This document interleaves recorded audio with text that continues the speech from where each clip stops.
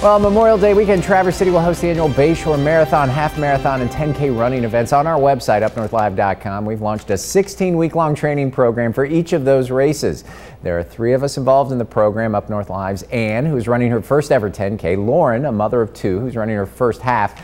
Well, and I'm trying for the 16th time to run a marathon fast enough to qualify for the Boston Marathon. Right now, we're 11 weeks into the program. Joining me now is Lisa Taylor. Lisa is an incredible runner, even though you'll never admit it. She's an incredible runner. And she's also our coach. Lisa, thanks so much for all of the advice over the last 10 weeks. There are a lot of questions when it comes time to plan your first 10K, plan your first half, plan to train for your first marathon.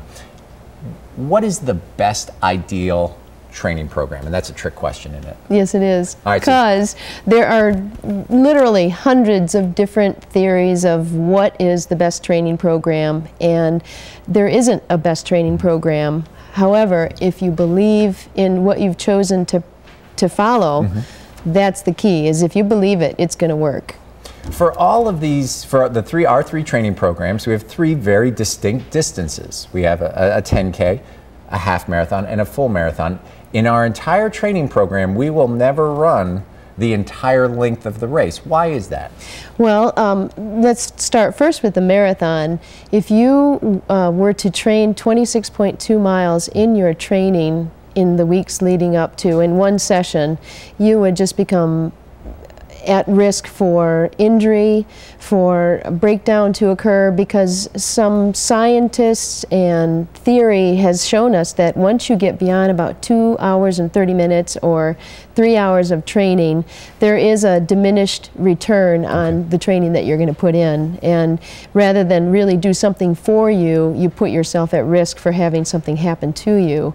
You know, your immune system may be compromised, your musculoskeletal system will take too much stress, your heart is usually willing, it's usually the body that is the bigger issue, the tendons, the muscles, the ligaments, the bones. You have to really be careful with the vessel that you're in. And I imagine it takes longer to recover than afterwards as well, so you're going to lose some training days on the back Exactly. It's just not worth it. And most training programs limit at about 20 miles for a training session. And so for our 10K and our half marathoners, they need to have confidence that if they can do, for a half, if they can get to 10, they can do the last 3 miles on race day? Exactly, yeah. The half is, in our situation, we have beginners too. We're talking about doing their first time event. It's really different depending on whether you're talking about someone who's going for their personal record or someone who's just trying to do their first one ever. And because they're beginners, we want to be real careful and introduce them to running in a way that they're going to be able to keep doing it for years and years and years and enjoy it. So now Ann and I, and maybe Lauren as well, this week we kind of had a mental hurdle. We got panicky, and this happens to a lot of runners. We're about 5 weeks out from the event. We got panicky that we're not doing enough. Right. Help us feel good about that. Exactly. First of all, know that it's very common that did I pick the right program to follow? Did I run far enough? My buddy Joe is doing, 23 this week. I'm only doing 19. Right. You start comparing yourself to what other people are doing.